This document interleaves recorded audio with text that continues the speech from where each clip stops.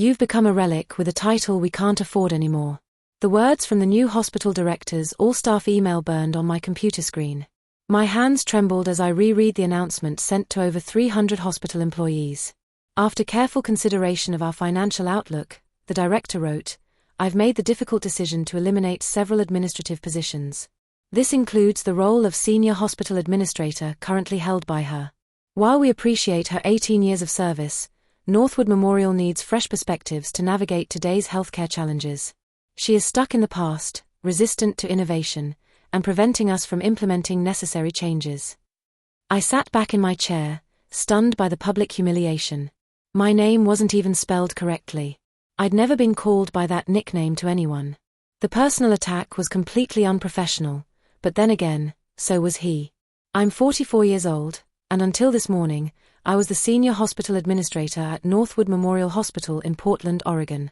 I'd dedicated my entire career to this institution, working my way up from an entry-level position. I'd weathered budget cuts, staffing crises, and 3 major leadership transitions, but nothing had prepared me for this. A soft knock came at my door. It was my assistant, her eyes wide with concern. I'm so sorry. This is awful. He can't just. He can, I said, taking a deep breath. As chief medical director, he had the authority to restructure administration. I'd known something was coming when he cancelled our last 3 meetings. He had arrived 6 months ago with grand promises and an impressive resume. He spoke of innovations and efficiencies but showed little interest in understanding how our hospital actually functioned. His first act was to eliminate free parking for staff. His second was to reduce nursing coverage on night shifts. What will you do? My assistant asked, her voice cracking. I looked around my office at the certificates on the wall, the family photos, and the row of binders on my shelf labeled safety protocols and violations. Those binders contained 18 years of meticulously documented safety concerns, staffing issues, and policy violations. Some were resolved, many were not. I'll be fine, I said, feeling a strange calmness settle over me. Sometimes being underestimated is an advantage. I stood up and started collecting my personal items, leaving the binders untouched. I had digital copies of everything. When security arrived to escort me out, another humiliating tactic, I was ready. I smiled, took only my personal belongings, and walked out with my head held high. That evening, I made a single phone call. The call was to a former board member who had retired last year. She had been my mentor when I first joined Northwood Memorial and remained a close friend. He did what? Her voice rose with indignation when I told her about the email. That's grounds for a defamation suit. Maybe, I said, pouring myself a glass of wine as I sat in my darkened living room, but that's not the route I want to take. I explained how the director had been systematically dismantling safety protocols over the past 6 months. How he'd reduced nurse-to-patient ratios on oncology and pediatric floors. How he'd extended shifts for surgical staff beyond what was considered safe. How equipment maintenance schedules had been stretched to cut costs. The problem is, I continued, he's being clever about it. Each change is presented as temporary or justified by some industry trend he's misinterpreting. The board sees the cost savings but not the risks. And I'm guessing you've documented all of this. It wasn't a question. Every incident, every complaint, every near miss. I've been building these files since I started at Northwood. 3 hospital directors before him tried cutting corners, and I always had the evidence to show why it wouldn't work. What I didn't tell her was how personal this felt. My mother had been a patient at Northwood 20 years ago. A missed medication and an understaffed night shift led to complications that extended her hospital stay by weeks. It was that experience that drove me to pursue hospital administration, to be the person ensuring those mistakes didn't happen to others. I sacrificed everything for that hospital: relationships, starting a family, vacations. I believed I was making a difference. You were, she insisted, and you still can be. The question is, what do you want to happen now? I took another sip of wine, considering my options. I could walk away with a severance package and find another position.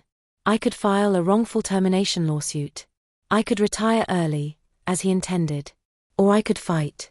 I want to protect the patients, I said finally, and the staff who are being pushed to their limits. But I need to be strategic about this. Smart, she agreed. He has the board's ear right now, but that can change quickly if the right information comes to light. I glanced at my laptop, thinking of the files I'd been maintaining, years of documented safety violations, staffing concerns, and policy breaches, concrete evidence that couldn't be dismissed as the complaints of a disgruntled former employee. "Give me a few days," I said. "I need to organize my thoughts and my evidence." 3 days after my humiliating dismissal, I sat at my dining room table surrounded by printouts of emails, policy documents, and incident reports. I'd spent hours organizing the most compelling evidence of safety violations under his leadership. My phone buzzed with a text from the night shift charge nurse in the emergency department. "You wouldn't believe what happened last night. 2 nurses called out sick and weren't replaced. We were at dangerous levels all night. A patient with chest pain waited 4 hours to be seen. He says it's the new normal, and we need to adapt." I added this to my growing file. It wasn't just anecdotal evidence anymore. The statistics showed a clear pattern. Incident reports had increased 37% since he took over. Near misses, potential errors caught before they harmed patients, were up 42%. Staff turnover had doubled. My doorbell rang, interrupting my thoughts. I opened it to find my assistant standing there with a takeout bag. "I figured you weren't eating properly," she said, pushing past me into the kitchen. "Also, I have updates."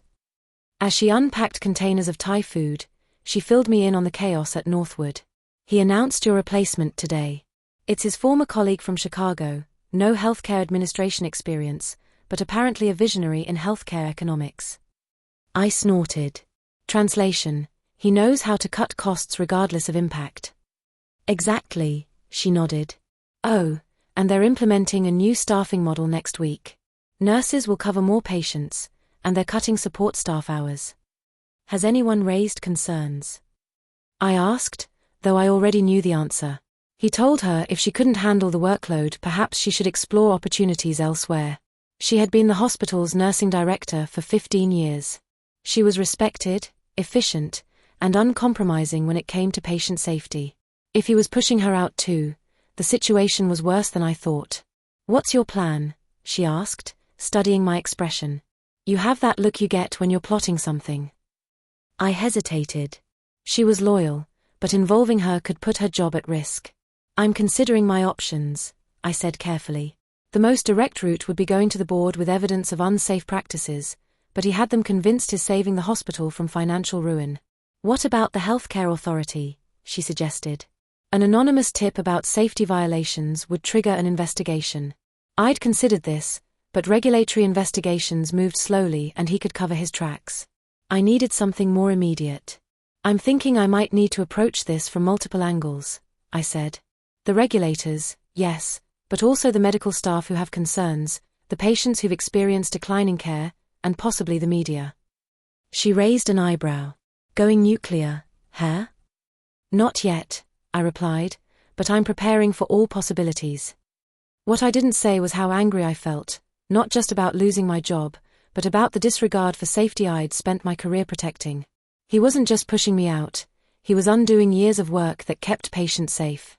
I thought about the binders in my office, the evidence I'd accumulated, and made a decision. It was time to act. A week after my dismissal, I sat in a quiet corner of a cafe 3 blocks from the hospital, nursing a cup of coffee that had long gone cold. Across from me sat the chief of surgery, someone I'd worked closely with for over a decade. "I shouldn't be meeting with you," he said in a low voice, glancing around nervously. He had made it clear that anyone maintaining contact with me would be seen as undermining the new direction. "Yet here you are," I observed. He sighed, running a hand through his salt and pepper hair. "What's happening isn't right. He's making decisions that compromise patient care and nobody seems able to stop him." "Tell me what's changed since I left," I said, pulling out a notebook. For the next 30 minutes, he detailed alarming developments: surgical teams working double shifts, equipment maintenance postponed, supplies rationed to the point where staff were bringing their own basic items. Most concerning was the new streamlined patient discharge process that prioritized freeing up beds over ensuring patients were ready to go home. "We had 3 readmissions last week because patients were discharged too soon," he reported grimly. One was an elderly woman who went home without proper medication instructions. She was back in the emergency department 12 hours later, much worse than when she left. "Are people documenting these incidents?" I asked. He nodded. We're trying, but his appointed administrators who minimize concerns or lose the paperwork. She's been keeping her own records, but she's walking on thin ice already. I slid a USB drive across the table. I need you to give this to her. It contains templates for documenting unsafe conditions in a way that can stand up to regulatory scrutiny. He pocketed the drive. What are you planning? I'm gathering evidence for the healthcare authority, I admitted, but I need current documentation that corroborates the patterns I've been tracking. You know this could end careers, right? Including yours and mine. I met his gaze steadily. What about the patients whose lives we're supposed to be protecting? How many of them will suffer because we were too afraid to act? He looked down at his coffee. You're right. It's just intimidating. He has the board wrapped around his finger. His promising financial miracles. Financial miracles usually come at a cost, I pointed out. In this case, patient safety. I'll help, he decided, but be careful. He's more connected than you think.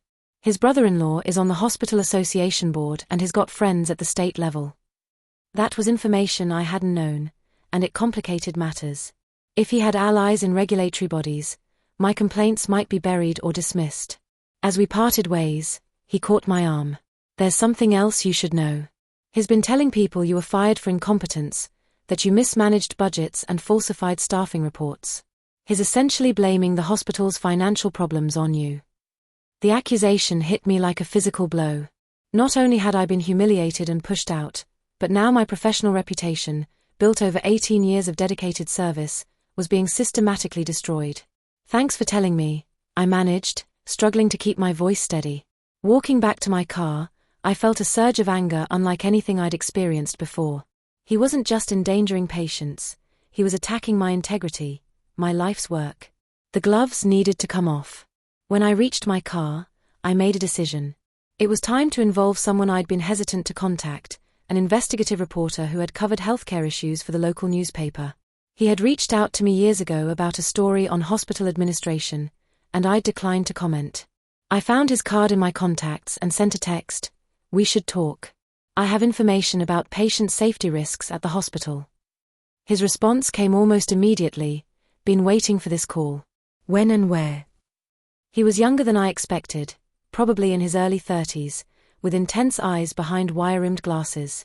We met at a park far from the hospital, where I laid out my concerns about the hospital under this leadership. I've heard rumors, he admitted, staffing complaints, unusual turnover rates, but without someone on the inside, it's hard to verify. I've got more than rumors, I said, handing him a folder. These are redacted copies of incident reports from the past 6 months. They show a clear pattern of increased safety risks correlating directly with policy changes. He flipped through the documents, his expression growing more serious with each page. This is concerning, but he could argue these are isolated incidents or the result of system-wide healthcare challenges. That's why I've also compiled these. I pulled out a second folder containing statistical analyses. These show that while similar hospitals in our region maintained consistent safety metrics, these hospitals have declined dramatically since his arrival. He whistled softly. You really did your homework. 18 years of homework, I corrected. I've been tracking these patterns through multiple administrations. The difference is that previous directors listened when presented with evidence. He fired me. Instead, why go public now? Why not take this directly to the board? It was a fair question, and one I'd asked myself repeatedly. The board hired him specifically to cut costs. They're seeing the financial improvements without understanding the safety trade-offs, and he has convinced them I'm incompetent and bitter. He nodded slowly. So you need public pressure to force their hand. Exactly. Once patients and the community understand what's happening, the board will have to act regardless of his connections. This is a solid story, he said, but you should know what you're getting into. He won't take this lying down. He'll attack your credibility, your motives. He's already doing that, I pointed out. At least this way the truth gets told. As he packed up the documents promising to verify my claims independently, I felt an unexpected twist of doubt. Was I doing this for the right reasons? Was it about patient safety, or was it about my wounded pride? The answer came to me as he asked one final question: what's your best case outcome from this? Without hesitation, I replied that the hospital returns to prioritizing safe, quality care over cost-cutting. Whether I'm part of that future or not is secondary. That evening I received an unexpected call from a colleague. "He's making moves," she said without preamble. "He's been calling board members individually, telling them you're planning to sue the hospital for wrongful termination. He says you're fabricating safety concerns to strengthen your case." My stomach dropped. "That's not true. I have no plans to sue." "I know that, but they don't. He's poisoning the well before you can even approach them." This was a development I hadn't anticipated. He was more strategically minded than I'd given him credit for. "There's more," she continued. "He's expediting his cost-cutting plans, implementing them all at once rather than gradually. It's like he knows a storm is coming and wants to secure as many changes as possible." That meant he suspected I was gathering evidence. Perhaps he'd been warned about my meeting with the reporter, or maybe a conversation with another colleague had been discovered. "What should I do?" I asked, suddenly feeling out of my depth. "Stay the course," she advised, "but be prepared for things to get ugly. He's the type who's built his career on never backing down, never admitting mistakes." After we hung up, I sat in my living room staring at the wall of evidence I'd assembled. I'd planned to move methodically, building my case before making it public, but he was accelerating his timeline, which meant I needed to accelerate mine. I texted the reporter, "How quickly can you run the story?" The headline appeared 3 days later: "Patient safety concerns plagued hospital." He had worked quickly verifying my claims with other staff members and comparing the hospital's safety metrics with state averages. The article didn't name me as the primary source but did mention recently terminated administrative staff who had raised concerns. My phone began ringing almost immediately. First was the nursing director. "It's a madhouse here," she reported. "He called an emergency meeting for all department heads. He's furious, demanding to know who talked to the press." "Has he addressed any of the safety concerns?" I asked. "Not at all.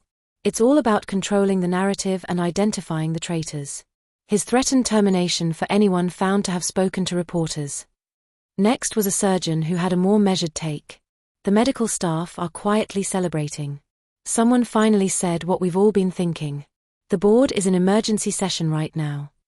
The most surprising call came from the reporter himself. "You need to turn on Channel 4 right now." I flipped on the television to see him standing at a podium, hospital administrators flanking him. His expression was grave as he addressed the cameras.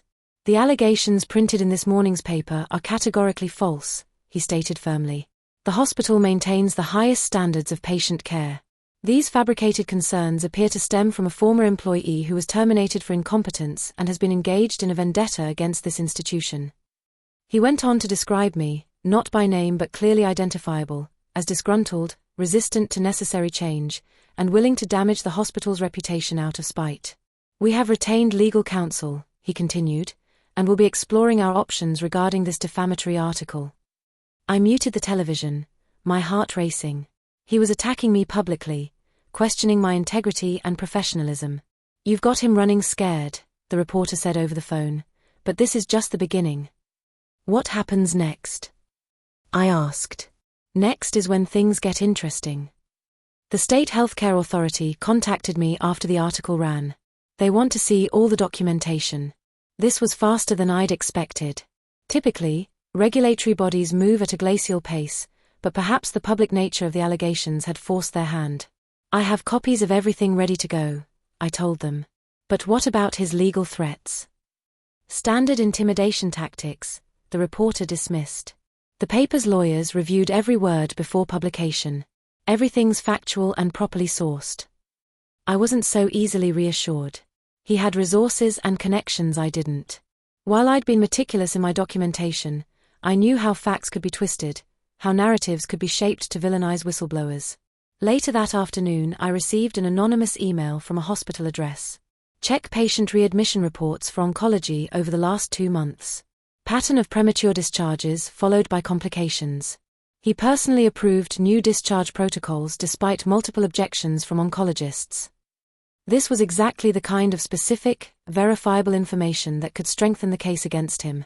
I forwarded it to the reporter, who promised to follow up. By evening, news vans were parked outside the hospital. The local healthcare workers' union had issued a statement supporting the investigation and calling for a full review of the hospital's safety protocols. Patient advocacy groups were demanding answers. What had started as my private collection of documentation had snowballed into a full public reckoning. As I watched the coverage, I felt a strange mix of vindication and anxiety.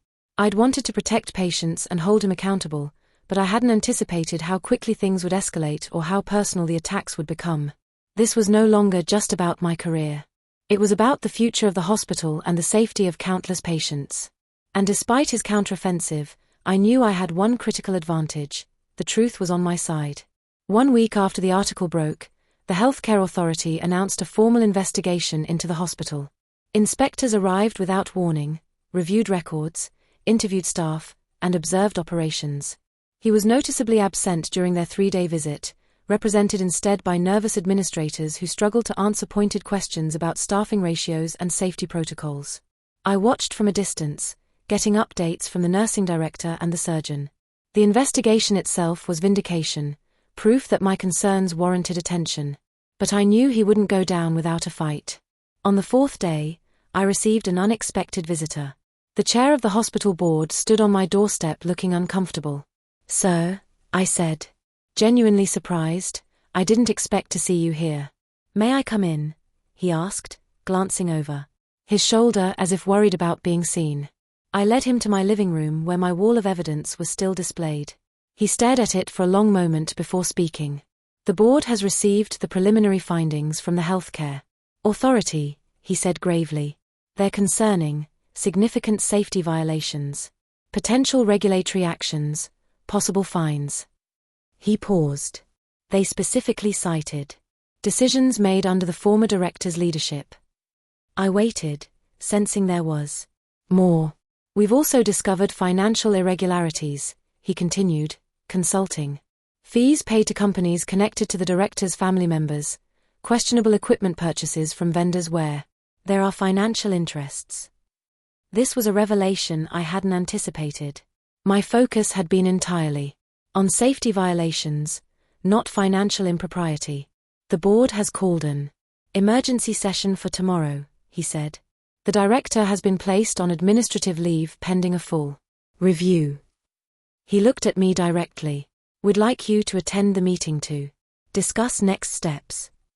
I'd imagined many outcomes when I began this process, but reinstatement had never been one of them. I'd assumed my career at the hospital was over regardless of how things played out. "With the director. Are you asking me to return?" I clarified. He nodded.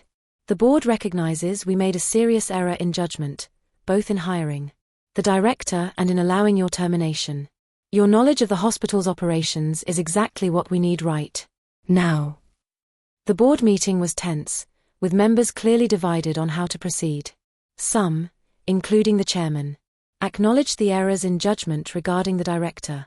Others were still defensive, suggesting the problems had been exaggerated. The director was absent, represented by an attorney who made vague statements about differences in management philosophy and misunderstandings about policy changes. When it was my turn to speak, I laid out not just the safety concerns but my vision for addressing them, reinstating proper nurse-to-patient ratios, resuming regular equipment maintenance, and implementing a system of checks and balances to prevent future compromises to patient care. "These aren't radical suggestions," I emphasized. "They're standard practices that this hospital successfully maintained for years before recent changes. Yes, they have costs, but so do readmissions, complications, and regulatory fines." The debate continued for hours, but by meeting end, the board had reached several decisions. First, the former director's employment was terminated effective immediately.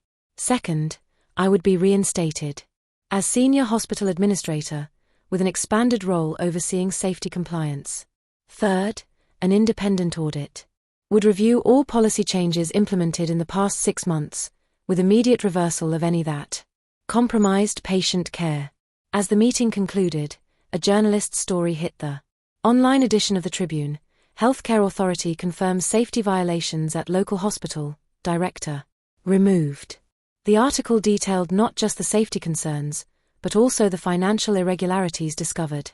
During the investigation, walking out of the boardroom, I felt a complex mix of emotions, satisfaction that patient safety would be restored, relief that my professional reputation had been vindicated, but also awareness of the damaged relationships and trust that would need rebuilding. A colleague met me in the hallway, a tentative smile on her face. "Welcome back," she said simply. "There's a lot of work to do," I replied. "Yes," she agreed.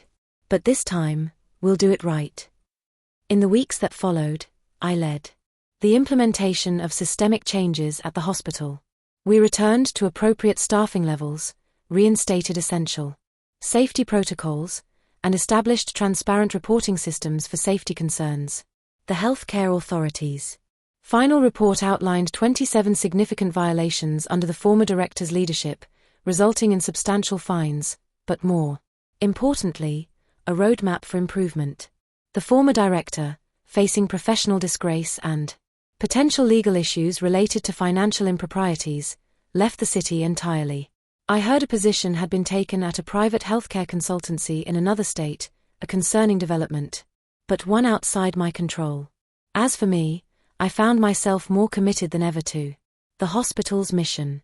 The experience had reminded me why I'd entered healthcare administration in the first place, not for power or prestige, but to ensure that patients received the safe, quality care they deserved. 1 year after my early retirement and subsequent return, I stood in the hospital lobby, unveiling a new patient safety initiative. Looking at the assembled staff, many of whom had risked their jobs to speak truth about unsafe conditions, I felt profound gratitude. My meticulous documentation had provided the ammunition, but their courage had made victory possible. We had transformed a potential tragedy into an opportunity for renewal, proving that sometimes the best revenge isn't punishment, but reform. And that's how one person's fight for the truth helped save a hospital. Thanks so much for watching. If you liked this story, please like the video, subscribe, and hit the bell so you don't miss the next one. Have you ever seen someone stand up for what's right? Tell us in the comments. We'd love to hear from you. See you next time.